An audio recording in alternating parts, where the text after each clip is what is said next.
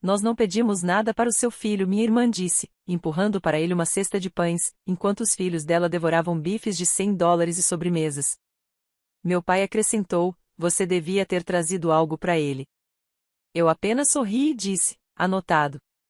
Quando o garçom voltou, me levantei e anunciei. Passei boa parte da minha vida adulta limpando as bagunças da minha irmã financeiras, emocionais, até cuidando dos filhos dela quando ela saía em suas viagens de emergência ou de última hora.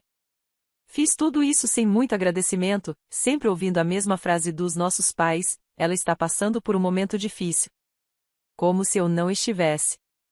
A vida da Gil sempre foi um caos dramático, mas de alguma forma ela sempre cai de pé, porque alguém está lá para ampará-la, normalmente eu, ou nossos pais. Eles agem como se ela fosse uma criatura frágil, indefesa, incapaz de ser responsabilizada por qualquer coisa. Enquanto isso, eu sou a confiável, a estável, a que nunca tem descanso. Então, quando me ofereci para pagar o jantar de comemoração dos 40 anos de casamento dos nossos pais, uma noite que eu realmente esperava que fosse tranquila, foi algo importante para mim. Reservei o melhor restaurante de carnes da cidade, organizei uma sala privada e preparei uma surpresa, uma foto do casamento deles, restaurada e emoldurada. Não era sobre me exibir. Eu só queria uma noite em que todos se sentassem juntos, compartilhassem uma refeição e agissem como uma família. Em vez disso, eu entrei num campo de indiferença. Chegamos 5 minutos antes. Meu filho Mason segurava minha mão, animado do seu jeito tímido e quieto. Ele perguntava o tempo todo se podia pedir sobremesa. Eu disse que podia escolher o que quisesse. Lá dentro, Gil e a família já estavam sentados. Doug segurava um drink, e os meninos jogavam alto em seus tablets. Gil nem se levantou, apenas virou o rosto e disse, oi. Minha mãe me deu um abraço distraído. Meu pai continuou sentado, mal reconhecendo minha presença. Ninguém perguntou como Mason estava. Ninguém sequer olhou para o pacote que eu carregava com o presente deles. Sentamos. Ajudei Mason a colocar o guardanapo no colo e começamos a olhar o cardápio juntos. Ele apontou para os filés de frango empanado e sorriu. Eu ia chamar o garçom quando Gil se inclinou, puxou a cesta de pães para o lado do Mason e disse: Nós não pedimos nada pro seu filho. Ela disse aquilo como se fosse a coisa mais normal do mundo. Eu pisquei, achando que talvez tivesse entendido errado, mas então meu pai completou, como se fosse óbvio. Você devia ter trazido algo para ele, se sabia que ele ia sentir fome. Foi naquele momento. Não só pelas palavras, mas pelo tom casual. Pelo jeito que o rostinho do Mason caiu, só um pouquinho. Pelo silêncio da minha mãe, que nem levantou os olhos do copo d'água. O sorrisinho convencido da Gil, como se tivesse marcado algum ponto, me fez perceber algo que provavelmente eu deveria ter aceitado há anos: eles não iam mudar, mas eu podia. Fiz um sinal para o garçom se aproximar. Quando ele chegou, me levantei e disse: Por favor, cancele qualquer pedido que ainda não tenha sido enviado à cozinha. E coloque tudo que já estiver a caminho na conta do meu pai. Afinal, é o aniversário de casamento dele. Deu para ouvir uma agulha cair. Então olhei de novo para o garçom e acrescentei: e pro meu filho, o filé ribeye ao ponto, com mac and cheese trufado e uma coca. E por favor, seja rápido. Doug tossiu, engasgando com a própria bebida. Gil ficou me encarando, sem acreditar no que tinha ouvido. Minha mãe abriu a boca, mas logo fechou. O tio Gary soltou uma risada baixa, única, arrastada. A tia Denise nem tentou disfarçar o sorriso. O garçom apenas assentiu e se afastou. Sentei-me de novo como se nada tivesse acontecido e entreguei um palitinho de pão ao Mason. Ele o pegou em silêncio, mas eu vi ele sabia que eu tinha defendido ele. O jantar continuou, mas o clima mudou completamente. Os filhos da Gil começaram a reclamar da demora dos pedidos. Doug cochichava no ouvido dela. Meus pais trocavam olhares, como se tentassem decidir se deviam dizer alguma coisa. Eu já não me importava mais. Quando a conta chegou, meu pai olhou para ela como se fosse uma ofensa. Não disse obrigado. Nem sequer me olhou. Ao nos levantarmos para ir embora, entreguei a foto emoldurada do casamento ao garçom e pedi: Coloque na mesa quando a gente sair. Peguei a mão do Mason. Enquanto saíamos, esbarrei sem querer no carrinho de sobremesas. Um prato caiu e se quebrou. Eu não pedi desculpas. Naquela noite, meu celular não parou. Chamadas, mensagens, áudios todos furiosos. Gil perguntando qual era o meu problema. Meu pai exigindo que eu reembolsasse. Minha mãe dizendo que eu os havia envergonhado. Ignorei tudo até o dia seguinte, quando disseram que viriam até minha casa. Eles não faziam ideia do que os esperava. Nem mandaram mensagem antes, simplesmente entraram na minha garagem como se fosse deles e subiram os degraus. Meus pais e a Gil. Doug, claro, estava estranhamente ausente. Provavelmente o mais sensato que ele já fez. Ele sempre sumia quando as conversas ficavam sérias. Mason os viu pela janela antes de mim. Não disse nada, apenas me olhou com aquela mesma expressão cansada que eu tinha começado a reconhecer em mim mesma. Não entrei em pânico. Não tentei arrumar a casa nem disfarçar o clima. Peguei o telefone e liguei para o tio Gary. Eles estão aqui, eu disse. Chegamos em 10, ele respondeu. Sem perguntas, sem drama como sempre. Abri a porta antes que eles tocassem a campainha. Minha mãe entrou primeiro, como se fosse dona do lugar. Gil veio logo atrás, braços cruzados, queixo travado. Meu pai foi o último, segurando um envelope pardo como se fosse algum contrato que ele estava prestes a me entregar. Ninguém disse um oi. Ninguém olhou para o Mason, que estava sentado no sofá fingindo jogar no Switch, mas ouvindo cada palavra. Assim que todos entraram, Gil abriu a boca. Você envergonhou a família inteira ontem à noite. Ela disse aquilo como se fosse um fato, como se eu tivesse profanado algum ritual sagrado por me recusar a deixar meu filho ser tratado como um cachorro de rua pedindo migalhas à mesa. Eu não respondi. Minha mãe entrou na conversa. Você fez um escândalo. Desrespeitou seu pai. Nunca fomos tão humilhados em público. Quase ri. Essas eram as mesmas pessoas que já tinham brigado aos gritos em um Chili's por causa de um cupom esquecido. Mas claro, eu era a vergonha da família. Meu pai colocou um envelope em cima do balcão e deu um tapinha nele. Essa é a fatura da sala privada do restaurante. $1.000. Já que você desistiu da sua responsabilidade, esperamos que pague a sua parte. A audácia era inacreditável. Eu nem toquei no envelope. Só disse: esperem aqui. E saí da sala. 2 minutos depois, a porta lateral se abriu. Tio Gary e tia Denise entraram. Nem se deram ao trabalho de cumprimentar. Já sabiam do que se tratava. O sorriso da minha mãe sumiu no mesmo instante em que os viu. Gil murmurou algo entre os dentes. Meu pai fez uma cara como se tivesse engolido algo azedo. Voltei para a cozinha e fiquei de frente para eles. Decidi que terminei de sustentar a Gil, eu disse. Sem rodeios, sem desculpas. Só a verdade. Ela não é minha filha. Eu não sou a rede de segurança dela. Tenho pago metade do aluguel dela há quase um ano. Isso acaba hoje.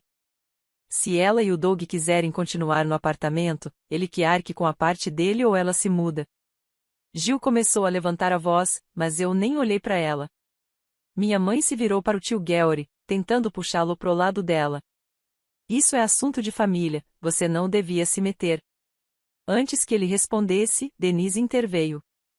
Não gritou. Nem levantou a voz. Com calma, começou a listar tudo o que eu tinha feito pela Gil ao longo dos anos: o dinheiro, o cuidado com as crianças, o apoio emocional, e então fez uma pergunta simples.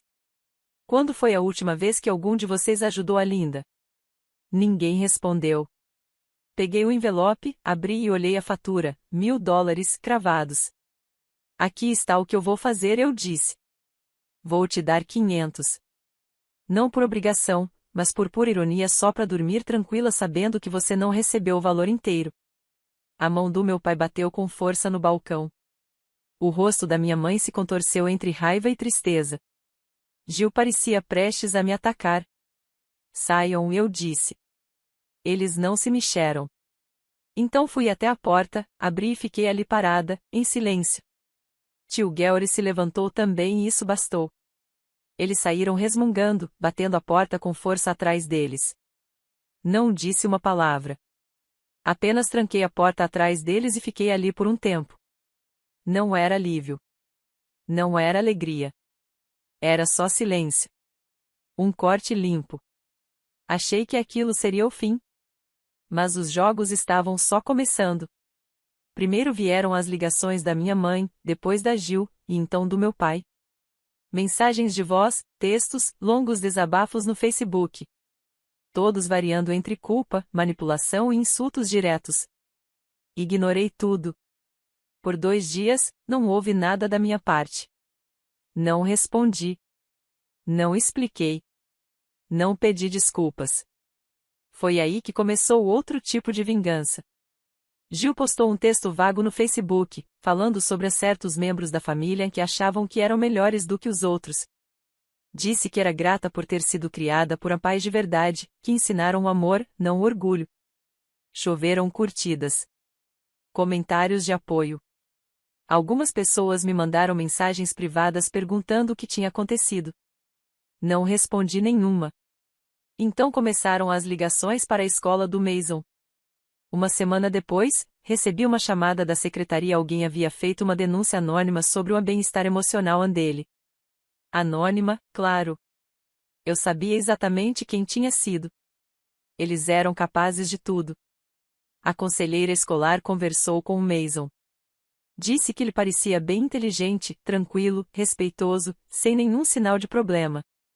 Expliquei que havia conflitos familiares, e ela apenas assentiu, como quem já tinha ouvido aquilo antes. Depois veio a mensagem em grupo. Minha mãe criou um novo grupo com tios, tias e primos. Escreveu que estava profundamente magoada porque uma de suas filhas havia cortado contato com a família sem motivo algum. Ela não me mencionou pelo nome e não precisava. O tio Gary respondeu com uma única frase. Sabemos exatamente o que está acontecendo. 10 minutos depois, Gil saiu do grupo. E então, do nada, Doug me ligou. Nem o número dele eu tinha salvo. Deixei ir para a caixa postal. Na mensagem, ele disse que não concordava com a forma como todos estavam lidando com a situação, mas queria manter a neutralidade e esperava que isso não significasse que as crianças deixariam de se ver. Como se o problema fosse o Mason. Não respondi. Bloqueei o número. 10 dias depois do jantar, meu pai apareceu no meu trabalho. Entrou no saguão como se estivesse apenas passando por ali, fazendo recados. Disse à recepcionista que precisava entregar algo. Quando fui até ele, me estendeu uma foto impressa. Era do jantar. Alguém havia tirado uma foto espontânea, eu de pé, Mason me olhando, e todos os outros ao fundo chocados, congelados. Meu pai havia circulado ele mesmo com uma caneta vermelha e escrito: "Foi esse aqui que você envergonhou." Não peguei a foto. Disse apenas: "Vá embora." Ele não respondeu. Só virou as costas e saiu. Naquela noite, sentei na beira da cama e finalmente deixei tudo me atingir. Não era tristeza, era incredulidade. A constatação de que essas eram as pessoas que eu chamava de família. E que essa era a reação delas por eu ter defendido meu filho. Eu poderia ter acabado com tudo ali mesmo, exposto cada detalhe. Mas eu não queria uma guerra. Ainda não. Em vez disso, fiz uma última tentativa. Uma carta escrita à mão. Simples. Enviei uma para a casa dos meus pais e outra para Gil. Escrevi apenas que eu queria paz. Na carta, escrevi que não estava interessada em prolongar o conflito, mas que também não aceitaria mais culpa, manipulação ou tentativas de me fazer sentir errada. Se eles quisessem seguir em frente, teria que ser de forma mútua, respeitosa e honesta. Nenhuma resposta. Passou uma semana. E então eu vi.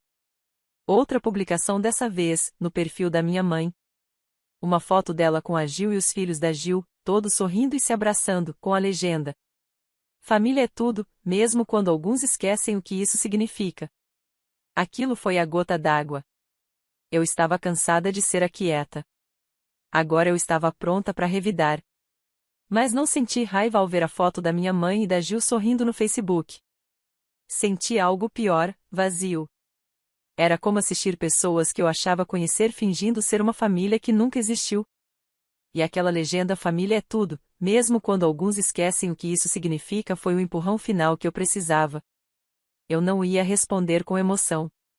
Sem desabafos, sem drama. Eu deixaria a verdade fazer o trabalho por mim. Então comecei a reunir provas. Enviei um e-mail ao meu senhorio pedindo toda a documentação dos pagamentos de aluguel que eu havia feito referentes ao apartamento da Gil. Ele respondeu em menos de uma hora linha por linha, mês por mês. 7 meses de aluguel parcial. Total, $5.700. Imprimi tudo, destaquei os pagamentos com marca-texto, anexei um pequeno resumo e coloquei tudo no envelope pardo. Sem bilhete, sem mensagem, sem recado. Enviei para Gil. 12 minutos depois, recebi uma mensagem dela, um print do saldo do Venmo $34. E 4 palavras. Então me leva ao tribunal.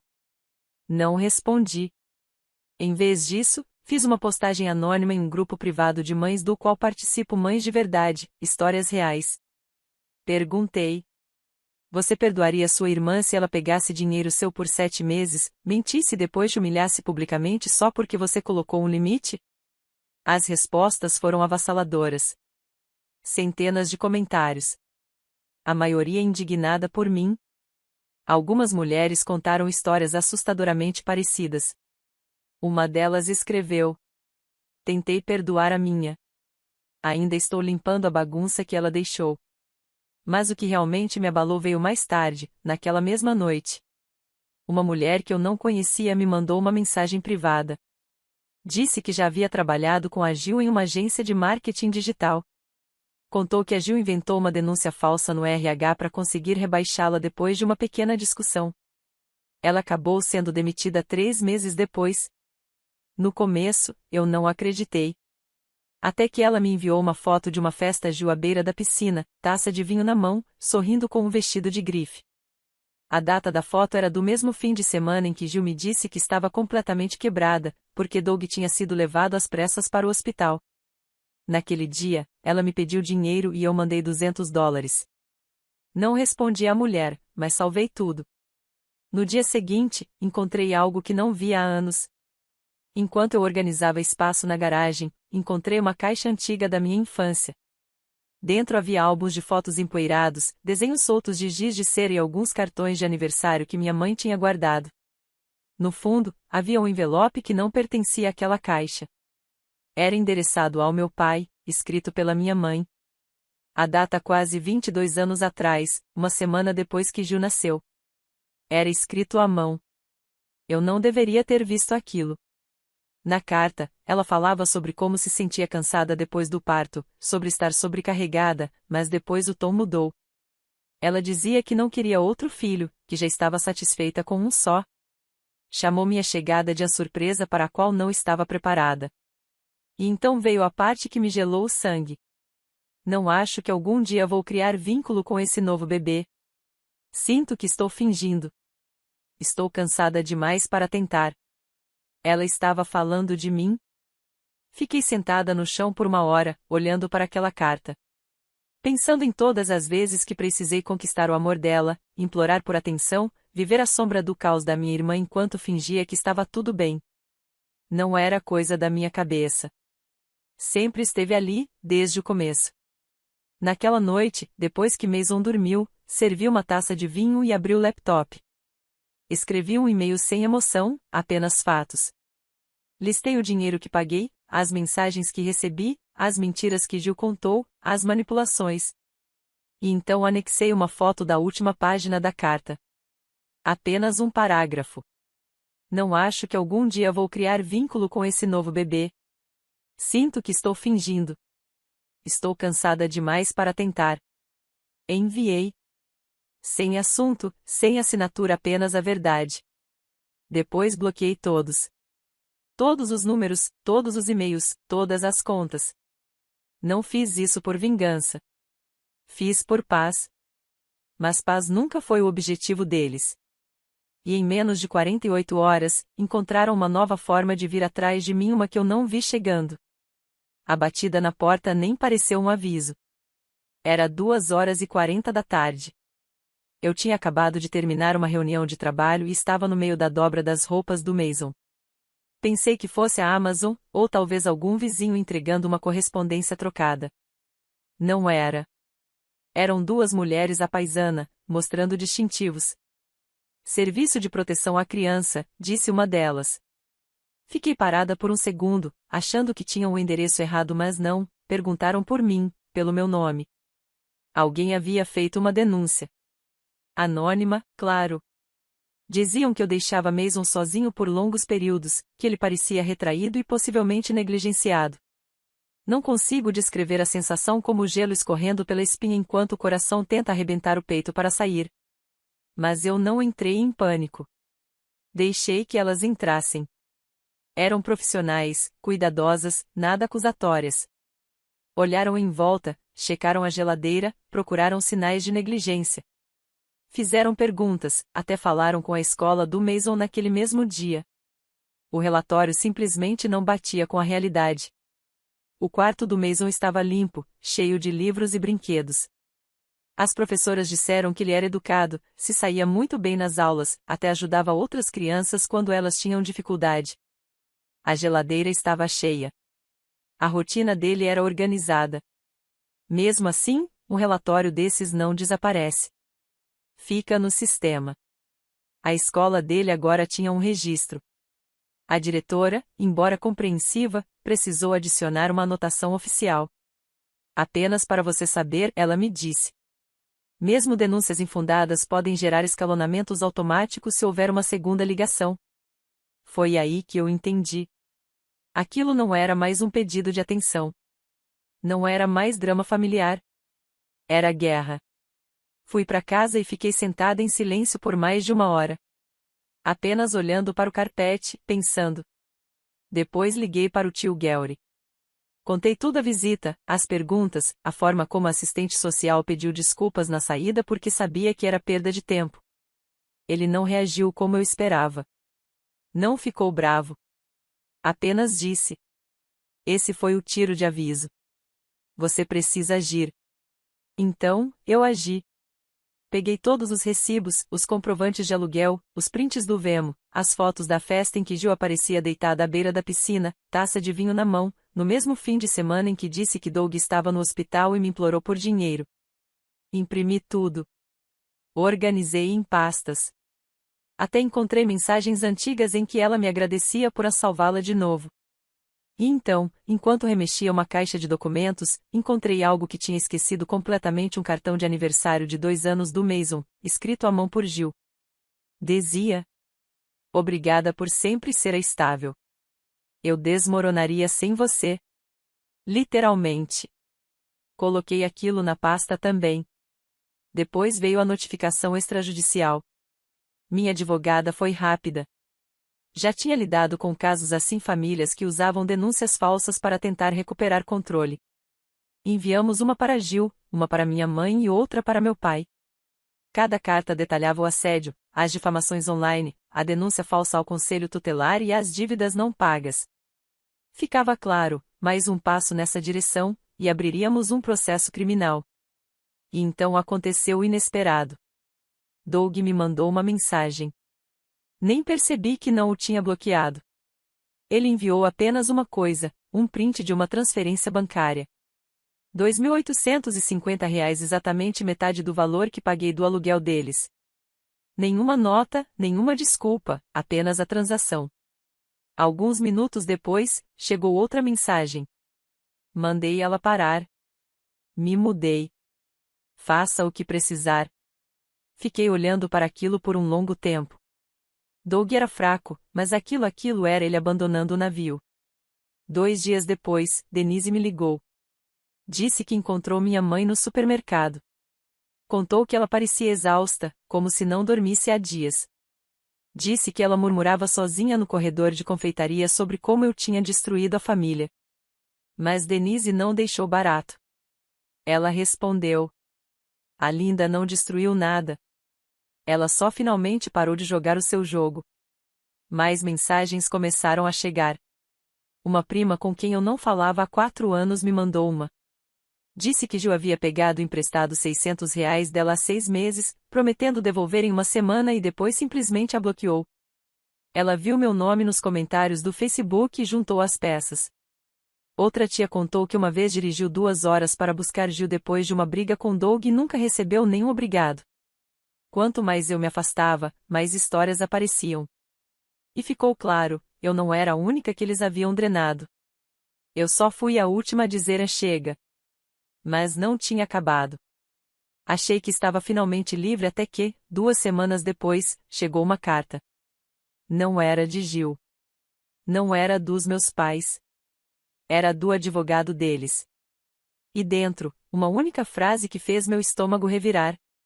Estamos entrando com um pedido de direito de visitação para Mason. Eles iam tornar isso legal. Eles estavam indo atrás do meu filho.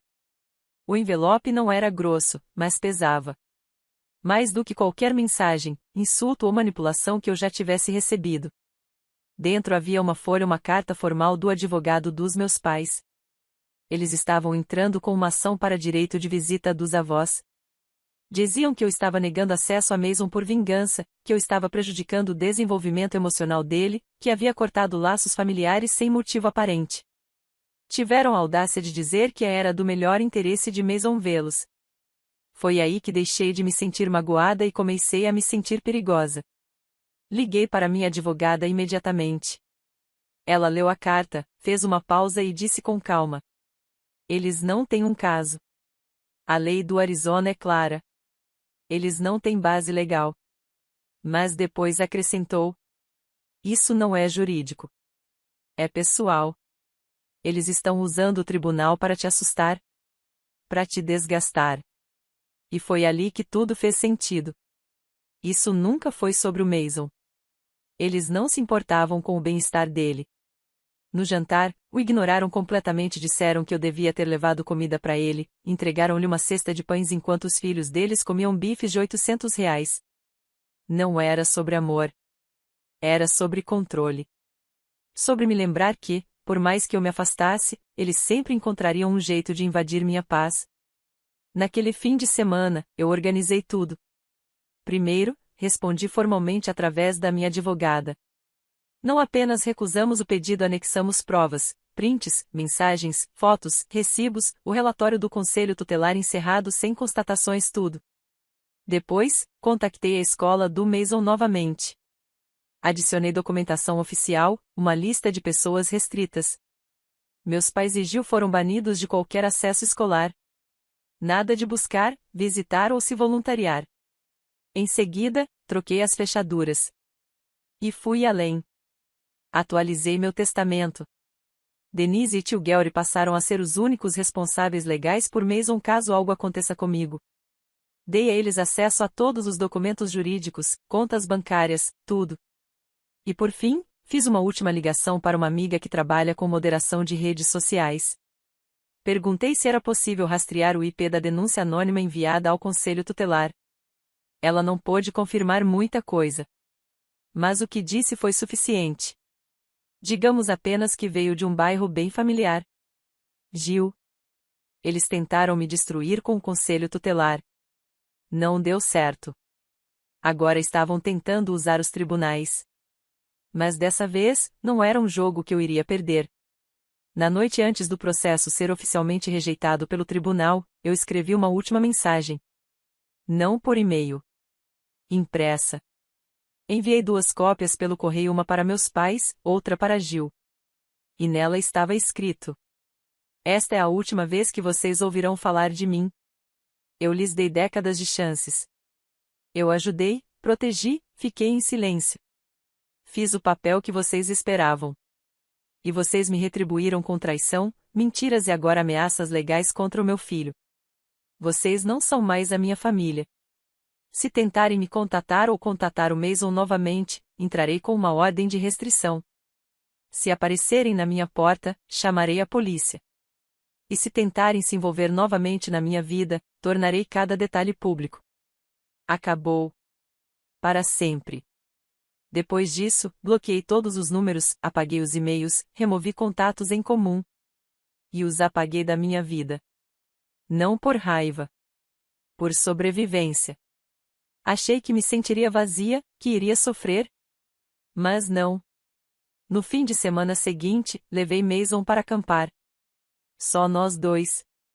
Sem telefone, sem barulho. Apenas as árvores, o céu e o silêncio.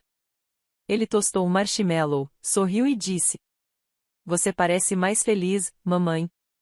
E ele estava certo. Eu estava. Nós estávamos. Finalmente seguros, finalmente livres.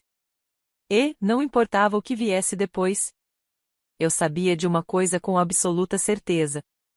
Dedo indicador apontando para a direita nunca mais voltaria atrás.